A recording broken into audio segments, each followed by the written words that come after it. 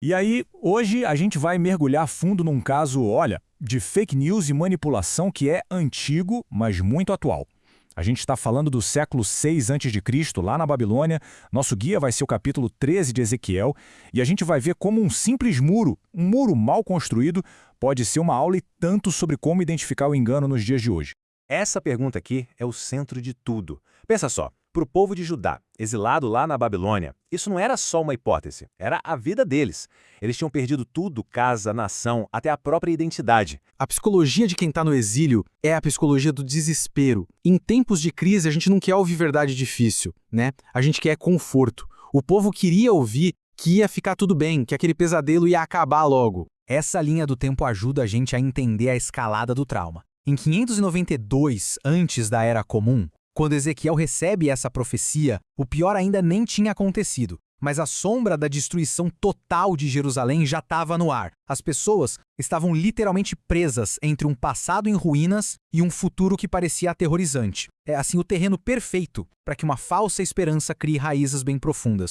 É nesse contexto que o profeta Ezequiel entra em cena. A missão que Deus deu para ele foi bem específica e, olha, muito difícil. Confrontar uma ameaça que não vinha de fora, de um exército inimigo. Não, o perigo estava dentro da própria comunidade. Era uma verdadeira crise de verdade, alimentada por falsos profetas. E o pior de tudo, né? Não era um problema distante, uma coisa que estava acontecendo lá em Jerusalém. O engano estava rolando ali mesmo, bem debaixo do nariz de todo mundo, entre as pessoas com quem Ezequiel convivia e para quem ele ministrava. E aí é que entram em cena os nossos primeiros suspeitos, os profetas, justamente aqueles que prometiam, adivinha? Exatamente o que o povo desesperado queria ouvir. Só que fica a pergunta, né? De onde vinham essas boas notícias? Qual era a fonte disso tudo? Olha, essa definição aqui é crucial. O problema não era que eles erraram a previsão do tempo, sabe? Não era um simples engano. O buraco era muito mais embaixo. A questão era a origem da mensagem. O texto é claro, eles seguiam o próprio Espírito. Ou seja, a mensagem vinha da cabeça deles, da imaginação, dos interesses deles. Era tudo inventado. Essa comparação aqui deixa tudo bem claro, lado a lado. De um lado, um profeta de verdade, como o próprio Ezequiel, que tinha o trabalho chato, ingrato, de chegar e falar: gente, um muro tá rachado, a gente precisa consertar isso. Do outro lado, os falsos profetas, que faziam, bom, exatamente o oposto. E essa imagem que Ezequiel usa, nossa, é pesada, é devastadora. Pensa num chacal. Chacal não constrói nada. Ele aparece para se alimentar do que já está destruído. Então, em vez de ajudar o povo a se reerguer, a consertar o que estava quebrado, esses profetas estavam ali lucrando com a ruína, vendendo um otimismo barato para ganhar popularidade, para ganhar poder.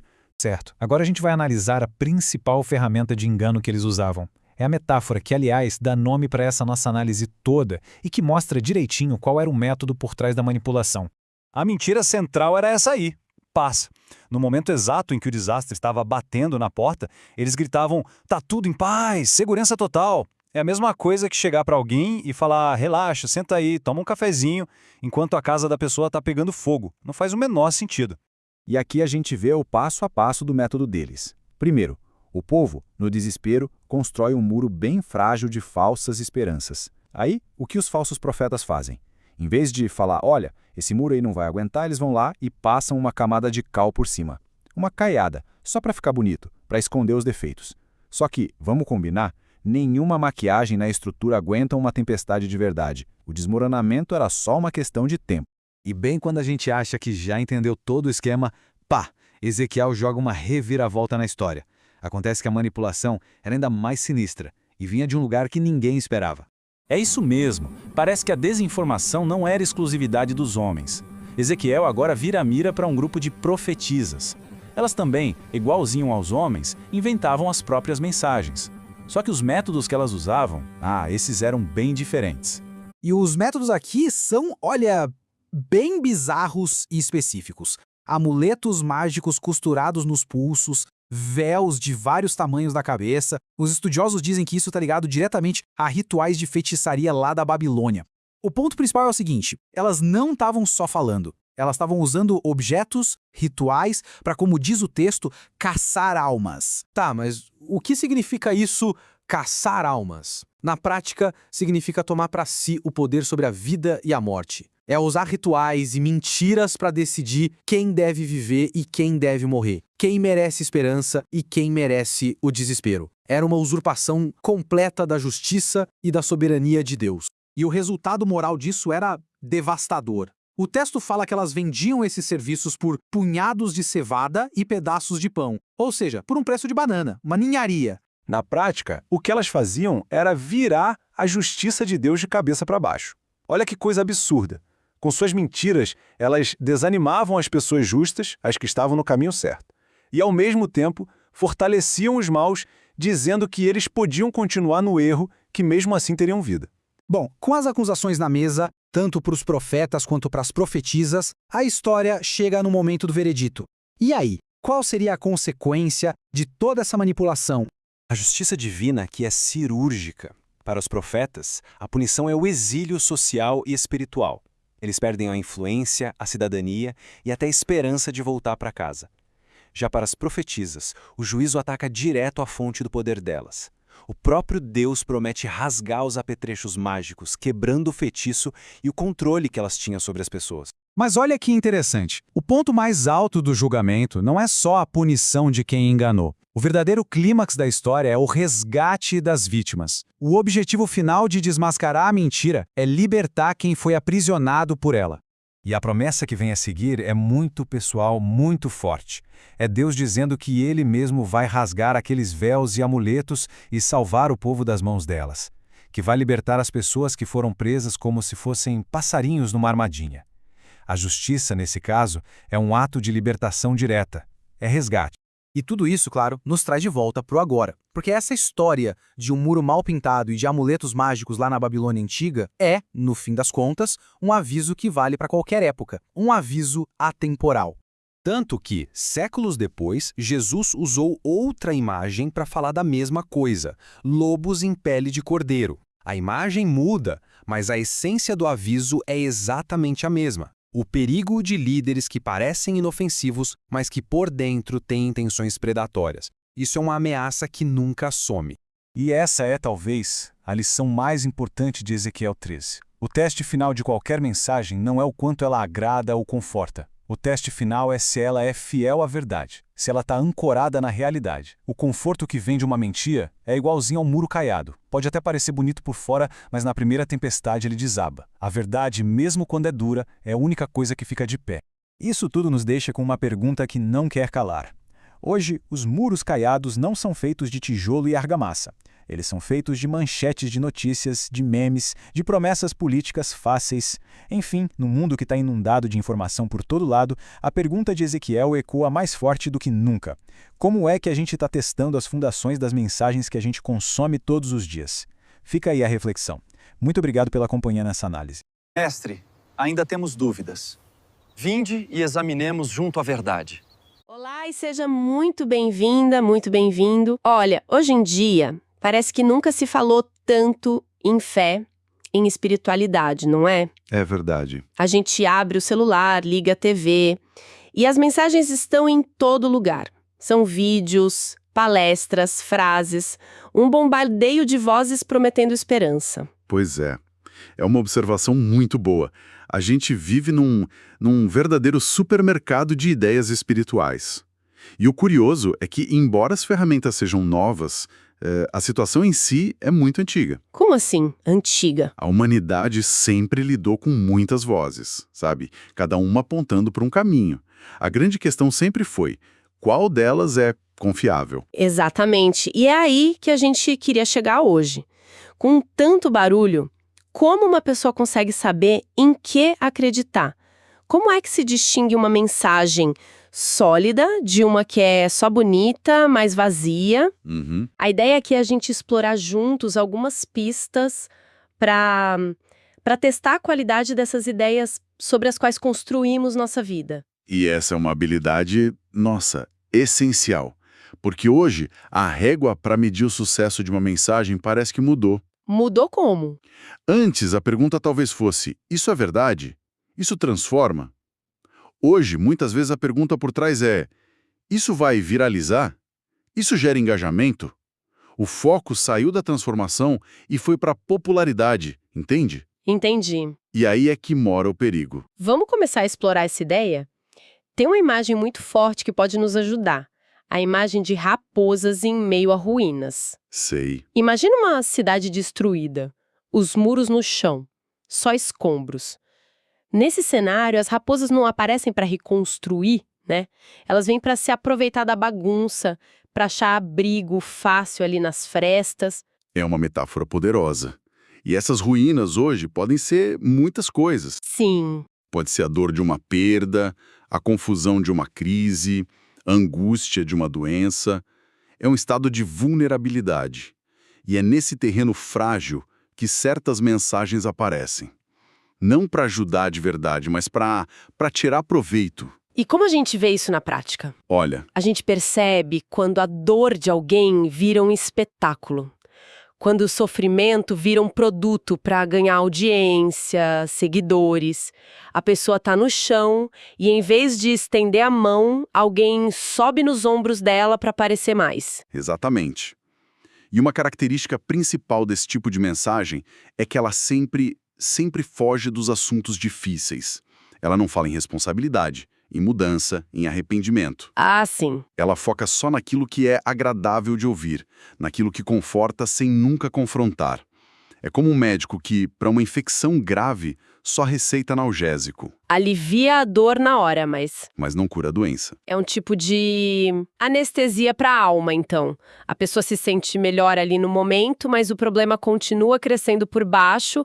E qual o resultado disso a longo prazo? O resultado é um povo espiritualmente frágil, despreparado para as tempestades da vida, porque as tempestades elas vêm para todo mundo, né? Sem exceção. Uhum. A mensagem central dessas vozes é sempre uma promessa de paz, mas é uma paz superficial, uma paz que não exige nada. E essa promessa de paz fácil tem umas versões bem modernas, né? A gente ouve o tempo todo. Com certeza. Ela vem em frases como: "Ah, não se preocupe, Deus entende." Ou "O que importa é ser feliz, não se cobre tanto." Exato. Veja bem, o problema não é o consolo. O consolo é fundamental. O perigo está num consolo que adormece a consciência, sabe? Que nos deixa confortáveis no erro e impede o crescimento. É um alívio que dura pouco. Essa ideia de algo que parece bom por fora, mas que não tem substância, me faz pensar em outra imagem, a do muro caiado. Perfeito. Aquela parede construída de qualquer jeito, com material ruim, e que no final recebe uma camada de cal de tinta branca para parecer impecável. É a espiritualidade de fachada. É a versão religiosa do para inglês ver. Por fora tá tudo lindo. A pessoa usa as palavras certas, canta com uma emoção, parece ter uma fé inabalável. Mas por dentro, a estrutura tá toda comprometida. Nossa, agora que você falou isso, fica fácil pensar em exemplos. É o discurso de perdão que esconde um coração cheio de mágoa. É a postagem bonita na internet que disfarça uma vida em desordem. Isso. É a aparência de fé que esconde rachaduras enormes no caráter.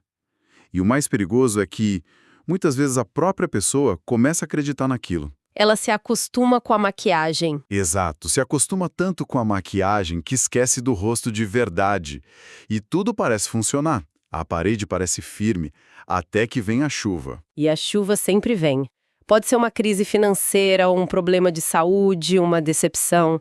É nesses momentos que a gente descobre do que um muro é feito, né? E se a gente conectar isso ao quadro geral, percebe algo fundamental. As crises na nossa vida não são necessariamente um sinal de que algo deu errado.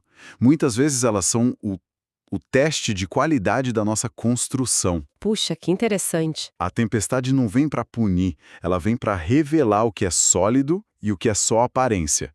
Ela é o teste de estresse que mostra onde estavam as rachaduras que a tinta escondia. Isso muda toda a perspectiva. Então, quando a vida de alguém desmorona diante de uma dificuldade, talvez não seja porque o destino foi cruel. Exato. Talvez seja porque a estrutura inteira foi construída sobre promessas fáceis e verdades convenientes. A tempestade não derruba uma casa bem fundamentada, entende? Entendo. Ela apenas expõe a fragilidade daquilo que nunca foi forte. O vento só leva embora o que já estava solto. Ok, o cenário parece bem claro. Existem muitas mensagens que se aproveitam da dor e muitas construções espirituais que são pura aparência. Isso nos leva à pergunta mais importante: o que fazer? Na prática, como a gente se protege disso? Essa é a questão de $1 milhão. E a resposta é que a capacidade de discernir, de separar o que edifica do que engana, não é um luxo, sabe? Na nossa época, é uma necessidade de sobrevivência. É como ter um bom detetor de mentiras para a alma. Isso, um bom detector. E como a gente desenvolve esse detetor? Existem, sei lá, perguntas-chave que podemos nos fazer quando ouvimos uma mensagem? Sim, existem alguns filtros bem práticos. A primeira pergunta poderia ser: essa mensagem me desafia a ser uma pessoa melhor ou apenas me conforta onde eu estou? Gosto dessa. Porque ela não diz que o conforto é ruim, mas pergunta se ele é o único objetivo. Exatamente. Pense num amigo que, te vendo no erro, diz: deixa pra lá, todo mundo erra. E outro que diz: eu gosto muito de você e por isso preciso te dizer que esse caminho vai te machucar. O primeiro oferece um alívio imediato. O segundo, uma chance de cura real. Uma mensagem sólida faz as duas coisas. Conforta o coração, mas também inquieta nossa consciência. Entendido. Qual seria um segundo filtro? A segunda pergunta: isso que estou ouvindo parece vir de uma verdade firme, duradoura, ou é só um modismo, uma conveniência do momento? Ah, boa! Muitas ideias hoje são como roupa da estação, né? No ano que vem, ninguém mais usa. Elas são feitas para agradar o gosto da época. Faz sentido. É a diferença entre algo que tem raízes profundas e algo superficial. Isso. Uma verdade sólida funciona para os nossos avós, para nós, e vai funcionar para os nossos netos. Então a pergunta é: isso se sustenta com o tempo ou é só a última novidade? Muito bom. E imagino que tem uma terceira. Sim, e esta é, talvez a mais reveladora. O foco principal desta mensagem é engrandecer uma verdade maior ou é exaltar a pessoa que está falando?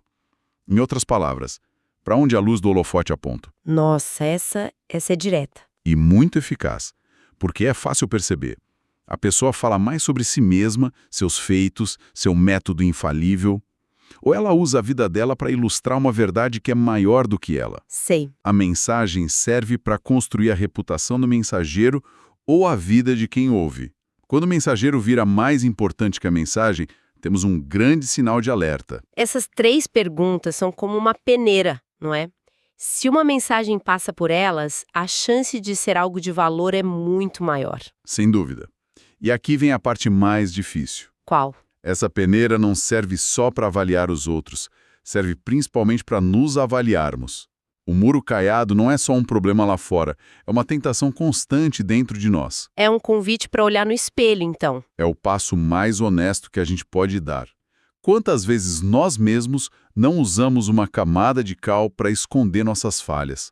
Usamos as aparências, ir a um lugar, fazer certas atividades, não como resultado de uma mudança, mas como disfarce. É uma tentativa de trapar a rachadura na parede com tinta, em vez de cimento. Perfeito. E esse auto-engano é sutil. Ele pode estar nas pequenas coisas. Como, por exemplo? É quando a gente usa a espiritualidade para manipular uma decisão em casa, para justificar um preconceito, para explorar o medo de alguém. O resultado disso é terrível. Afasta as pessoas que buscam algo sincero e, ao mesmo tempo, fortalece quem já está confortável no erro. Certo. Então, voltando para a nossa imagem da construção. Se o muro caiado, essa estrutura de aparência, está condenado a cair, qual é a alternativa? O que fica de pé? A alternativa é a única que sempre funcionou. Uma construção honesta, feita sobre um fundamento sólido, sem atalhos, sem maquiagem. O próprio Jesus usou essa comparação, né? Ele disse que a chuva viria, os ventos soprariam. Note que ele não disse se a tempestade vier. Ele disse quando ela vier. Exatamente. A crise não é uma questão de se, é uma questão de quando. A única variável na história não é a força da tempestade, mas a qualidade do alicerce da casa. E essa é a conclusão de tudo. A fé, a vida, construída sobre a rocha da verdade que é vivida na prática, da honestidade consigo mesmo, essa é a única construção que permanece. Não importa a força do vento. O que, nestes nossos dias de tanto barulho, parece ser a coisa mais necessária e, ao mesmo tempo, a mais rara. Precisamente. O que mais se precisa hoje não são mensagens mais suaves ou mais populares. O que se precisa é de uma verdade que nos salve de nós mesmos, que confronte o que precisa ser confrontado e que nos transforme de dentro para fora. Chega de aparência. Chega de aparência. O que resiste à tempestade é a realidade. Resumindo a nossa conversa, então. Em um mundo transbordando de vozes, a qualidade do nosso fundamento espiritual é a única coisa que realmente importa. A aparência pode impressionar, a pintura bonita pode enganar os olhos, mas a tempestade, ela não se deixa enganar. Ela não testa a pintura, ela testa a estrutura. A tempestade sempre revela a verdade. E talvez o pensamento que fica para cada um de nós refletir com calma não é nenhuma pergunta, mas uma provocação. Talvez a questão mais importante não seja quão bonita e bem pintada está a parede da minha vida, mas sim sobre que tipo de terreno eu decidi construir. Porque no final das contas a tempestade não faz perguntas, ela apenas revela.